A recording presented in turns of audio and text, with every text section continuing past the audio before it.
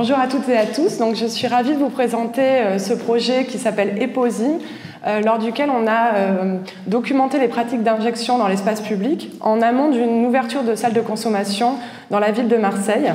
Donc, je vous présente rapidement l'équipe de recherche, donc les différents co-chercheurs qui ont participé à ce projet. Donc Marie Dos Santos et moi, je suis sociologue.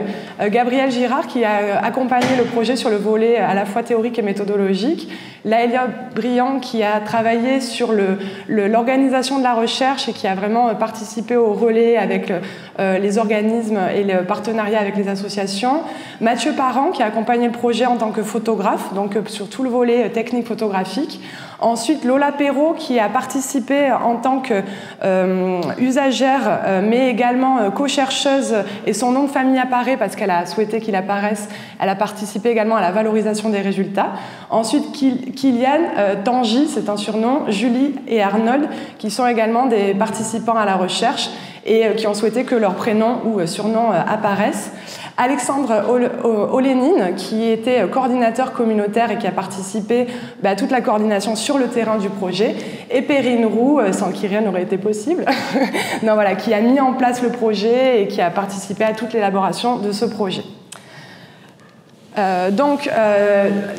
L'origine de ce projet, c'est un partenariat entre notre équipe de recherche du CESTIM autour de l'évaluation de la future salle de consommation à Marseille et deux associations qui aujourd'hui n'en font qu'une, donc l'association Le Tipeee et ASUD Marseillais.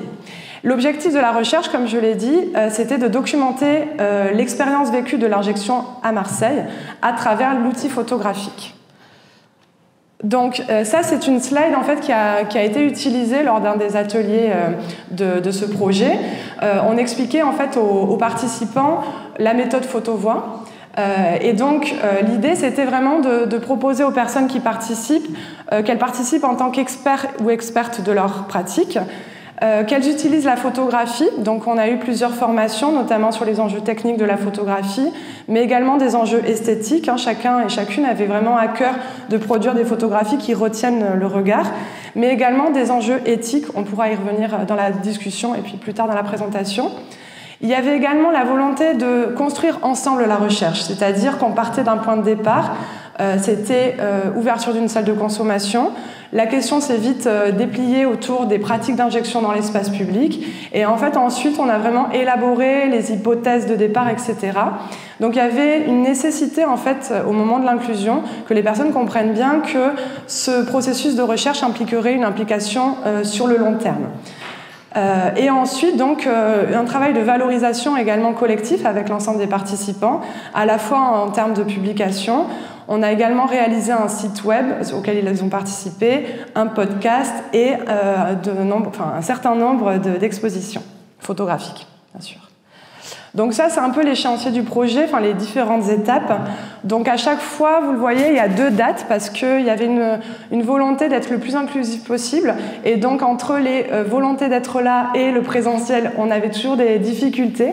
Donc on faisait toujours deux ateliers pour que les personnes puissent être là au maximum. Et comme vous le voyez, au niveau des dates, on a eu le Covid en plein milieu quand même, donc c'est aussi pour ça c'est ce qui explique aussi qu'il y a eu des retards en termes de mise en place. Mais étonnamment, enfin en tout cas moi ça m'a vraiment surprise, on a eu finalement assez enfin les gens ont continué à participer et même ont donné beaucoup de cœur à leur participation. Alors, pour ceux qui font du quantitatif, évidemment, vous voyez des effectifs assez réduits, mais comme je vous le disais, on est donc sur des profils de personnes injectrices à la rue et en situation de grande précarité. Et donc, dans l'implication du projet, il fallait vraiment une présence assidue. Donc, on est vraiment très content au final du nombre de rendus de photographies et de leur participation active, même si c'est un petit groupe, en tout cas, la présence a été importante. Donc ça, c'est le premier brainstorming qu'on a pu faire lors d'un des premiers ateliers. Donc on est parti de la problématique qui était l'injection à Marseille. Et les personnes présentes ont discuté en fait pour elles qu'est-ce que l'injection à Marseille, particulièrement l'injection dans la rue, pouvait représenter. Donc on a les enjeux autour du corps, les enjeux autour de la présence policière, les lieux dans lesquels on s'injecte, les outils et lieux de réduction des risques à Marseille, mais également les effets liés à l'injection. Donc les témoignages autour, ce sont vraiment toutes les idées que les personnes pouvaient avoir pour mettre en image ces différentes thématiques. Donc les traces d'injection, les tatouages. Et donc là, on voit déjà un premier hic par rapport à ça, c'est que chaque photo, pour pouvoir être diffusée et utilisée dans le cadre de cette recherche, devait être non identifiante. Donc le tatouage en était exclu. Donc là, ça a suscité un certain nombre de discussions éthiques, mais également de positionnement de la part des co-chercheurs. On a pu avoir des personnes qui disaient « non, moi je veux intervenir, je veux être présentée en mon nom, et donc si j'interviens en mon nom, je veux également être visible ». Donc ça, c'était pour les valorisations communautaires. Dans le cadre de la recherche, on ne gardait que les photographies non identifiantes, mais dans le cadre des valorisations communautaires, les photographies appartenant aux personnes, c'était à elles de choisir finalement si elles apparaissent ou pas. Ensuite, donc, vous voyez les différentes idées qui ont pu émerger par rapport à toutes les thématiques. Et puis, voilà, la thématique du Covid, qui n'était pas un des enjeux du projet, mais qui finalement apparaissait un petit peu de manière transversale, étant donné la période. Donc là, c'est quelques exemples en fait, de photographies qui ont pu être prises et qui correspondent aux différentes thématiques. Vous voyez ici, donc, vous reconnaissez donc une pratique d'injection, et cette photographie est particulièrement intéressante à différents égards. D'abord, c'est vrai qu'on avait beaucoup discuté lors des ateliers de la possibilité de faire des photographies qui soient plus de l'ordre conceptuel ou abstraite, mais chacun et chacune des participants ont tenu à ce que la pratique de l'injection soit au cœur, au centre, comme on voit ici, des photographies. C'est-à-dire qu'ils avaient une volonté qu'on voit le geste. Ensuite, on a également une pratique où on voit la main de quelqu'un qui tient l'autre. Et en fait, l'explication que j'ai eue derrière cette photographie, c'est quelqu'un qui aide l'autre à s'injecter. Donc on a vraiment aussi cette entraide entre pairs qu'on observe sur cette photographie. Et un autre élément qui est intéressant, c'est que cette main aussi, donc c'est la personne qui aide l'autre, mais elle est aussi là pour cacher un tatouage. Donc c'était vraiment aussi comment ils ont incorporé les règles qu'on avait suggérées autour du fait de cacher les tatouages et comment ils se les ont donc appropriés. Donc une autre photographie, je vous laisse la regarder et en tirer vos conclusions, mais une des problématiques aussi, c'était comment on prend en photo les enjeux en termes de sécurité, etc. On était aussi en plein dans les débats autour de la loi de sécurité globale et donc avec notamment ce décret autour du fait de ne pas avoir le droit de prendre en photo les forces de police. Là-dessus, moi, c'est vrai que j'avais une grande vigilance à ce que ce projet ne mette pas en danger les participants. Donc, que ce soit dans le cadre d'une loi ou que ce soit de manière très pragmatique, ne vous mettez pas en danger en prenant en photographie les forces de police. Ça nous paraissait assez évident et de leur point de vue, ça l'était encore plus. Donc, comment on prend en photo? Donc, il y a eu plusieurs idées qui ont émergé. Et puis, celle-là est une photo un peu de provocation. C'est une photo qui a été prise à la plaine au moment des travaux. Et c'était un lieu qui était à la fois très fréquenté par les participants et les membres de leur communauté, si je puis dire communauté, et la présence policière, mais également la présence de vigiles, avec un certain nombre de violences de tous bords, on va dire, qui ont été constatées. Ensuite, les lieux. Donc là, j'ai fait une espèce de mash-up des différentes photographies d'escalier, car une photo récurrente dans l'ensemble des séries photographiques, c'était les photos d'escalier. Donc, chacune des participants ont pris en photo des escaliers et quand on en a discuté, on a mis en commun là-dessus. Pour eux, c'était tellement évident que ça ressorte, parce qu'ils disaient tous, quand on est dans la rue, qu'on cherche un endroit pour s'injecter, on pousse les portes, puis ça s'ouvre et on tombe sur un escalier et on s'injecte là. Donc c'est un lieu de passage, mais c'est aussi un interstice urbain dans lequel on peut se cacher l'espace d'un instant pour faire une injection sans être vu. Enfin, en tout cas, en étant rapide pour éviter les regards. Donc là, on a un sac de matériel de réduction des risques. Ce qui est intéressant aussi, c'est qu'on a plusieurs photographies de ce type. Et vous voyez la taille du sac totalement rempli. Période de Covid, les personnes étaient largement incitées en fait, à faire beaucoup de stock pour pouvoir ne pas avoir à ressortir et à s'approvisionner quotidiennement ou plusieurs fois par semaine. mais c'est aussi un des retours et l'intentionnalité du message autour de cette photo, c'était aussi de dire que les personnes qui avaient participé souvent faisaient du stock pour en avoir chez elles et pour pouvoir ensuite, si des copains, copines passaient à la maison, avoir du matériel en fait pour pouvoir le prêter, enfin le donner et ne pas risquer d'échange de seringues. Ici, donc, les effets. Gros débat sur comment on prend en photographie les effets des produits. Donc, certains, donc en rouge, j'avais noté ce que certains avaient dit, c'était on peut prendre en photo la transpiration, les tremblements. Bon, prendre en photo des tremblements, ça paraît très, très délicat. Donc, en l'occurrence, on a eu quelques photographies tremblantes, effectivement. Mais ici, la photographie, en fait, elle montre un espace que la personne dit considérer safe. Et donc, avec des plantes, elle est dans un endroit dans lequel elle se sent bien. Et en fait, le message qui accompagne vraiment cette photographie, c'est ce moment de prise de produit et ce contexte qui amène à se sentir bien. Et le message aussi, le sous-texte, on est toujours sur un projet dans le cadre de l'ouverture d'une salle de consommation, c'est la nécessité en fait qu'une salle de consommation ne soit pas un lieu hygiéniste, mais que ce soit un endroit où on s'y sente bien en fait. On puisse, voilà, une safe space, mais à différents sens de ce terme, voilà, où il y ait un lien un peu affectif en fait à ce lieu, et les plantes ici représentent ça. Donc ça, c'est une photographie qui a fait vraiment rebondir.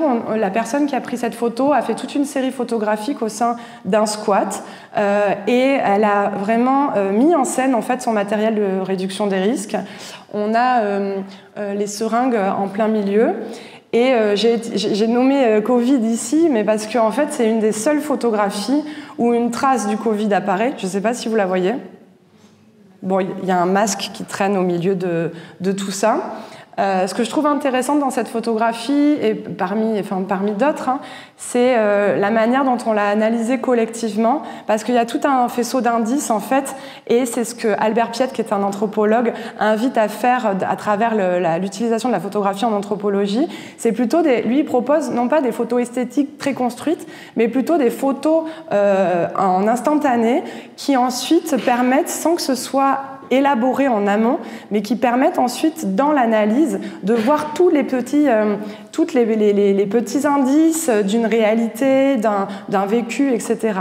Et donc là, il y a énormément d'éléments, en fait, que ce soit des CD qu'on peut décrypter, le café, enfin bon, il y a tout un tas d'éléments qui font écho entre les personnes et qui invitent vraiment à des discussions extrêmement riches.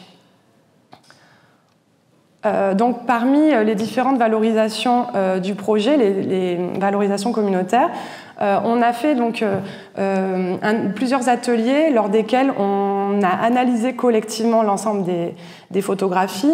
Il y a eu tout un atelier, enfin il y a eu donc en 2 fois, hein, je vous disais, un atelier où toutes les photographies apparaissaient en diaporama et chacun y allait en fait de son analyse collective. Donc elles n'étaient pas identiques, on ne savait pas quel photographe avait pris quelle photo. Donc toutes les photos défilaient et chacun disait ce qu'il ressentait, ce à quoi ça lui renvoyait, etc.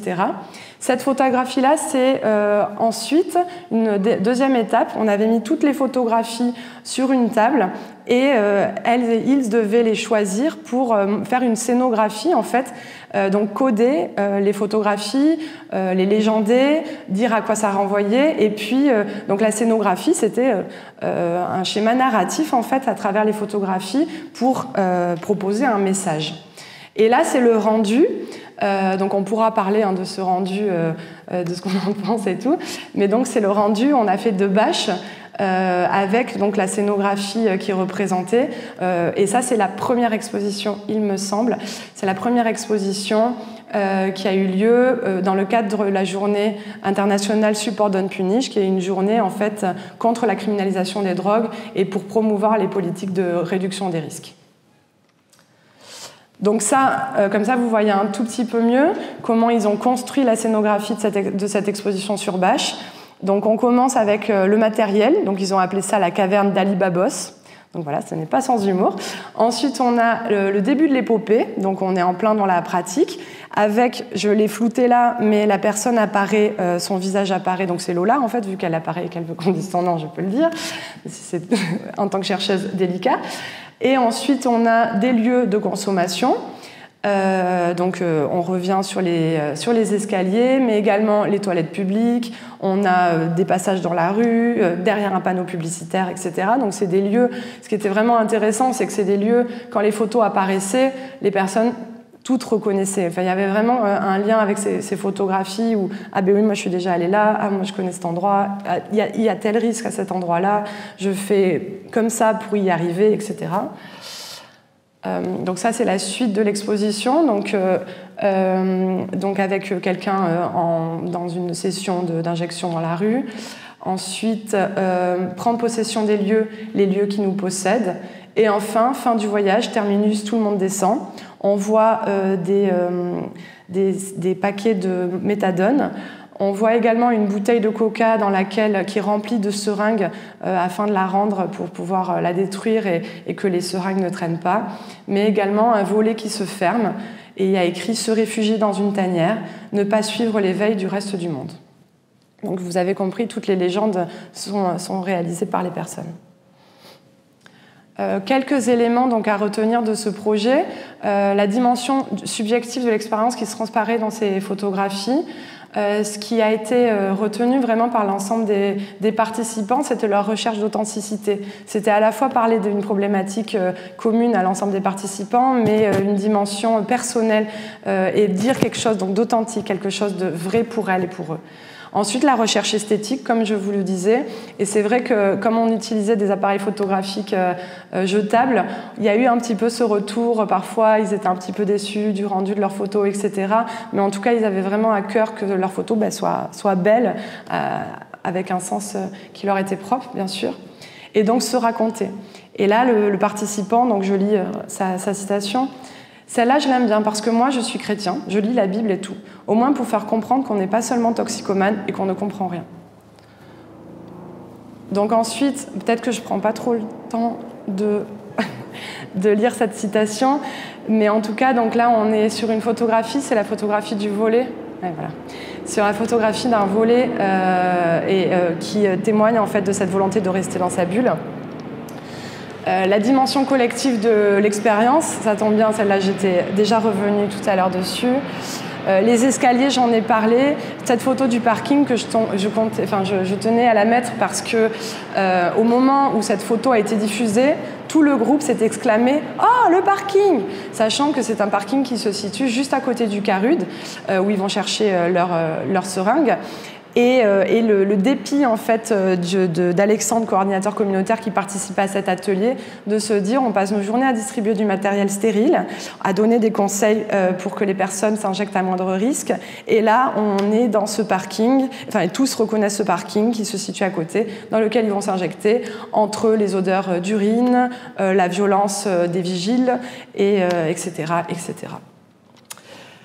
La dimension politique, montrée pour produire des changements, là c'est une mise en scène. Cette photographie, c'est un lieu, donc c'est une mise en scène, c'est-à-dire que c'est vraiment un lieu où une personne dort en plein dans Notre-Dame-du-Mont, mais la personne qui pose là sur cette photographie, ce n'est pas son lieu à elle, elle a tenu en fait à poser à cet endroit-là, elle tient un couteau, on le voit pas, elle a une bière à la main, et elle voulait montrer l'agressivité de la rue. Et l'idée, ça a été dit à plusieurs reprises par un certain nombre de participants, c'était qu'il fallait choquer en fait à travers les photographies parce que comme rien ne changeait pour eux, peut-être que l'occasion de montrer des photographies qui soient choquantes aiderait à produire des changements. J'ai 2 secondes pour parler de cette photographie des toilettes de Marseille avec une revendication. Je lis la citation, elle parlera mieux que moi. Donc, les seules toilettes publiques de Marseille qui sont fermées. Du coup, ça fait un lieu de shoot. On peut se mettre sur le toit, on grimpe un peu pour shooter. Tu ne peux pas le faire dedans, tu le fais au-dessus. Mais c'est aussi le fait qu'il n'y a pas de toilettes publiques à Marseille. Donc pour les gens qui sont à la rue, c'est vraiment galère. Ils sont obligés de pisser dans la rue. Il y a des gens qui n'ont vraiment pas le choix. Moi, je demande qu'est-ce qui pourrait être fait pour changer cette situation. On me répond, cette photo pose la question de l'absence de toilettes et de l'absence de salle de conso. Quelqu'un répond encore, qu'est-ce qui pourrait être fait? Ben, il n'y a pas de salle de conso. On va répondre ça à chaque question, en fait. À chaque fois, c'est qu'il n'y a pas de salle de conso.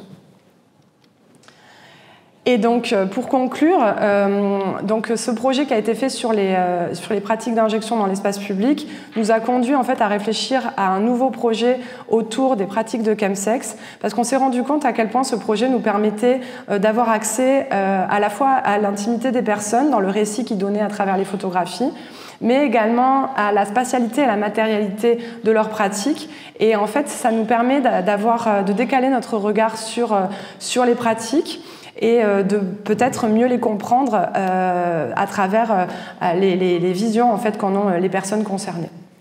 Donc je serais ravie d'échanger avec vous sur les enjeux de picture avec cette méthodologie. Et merci pour votre attention.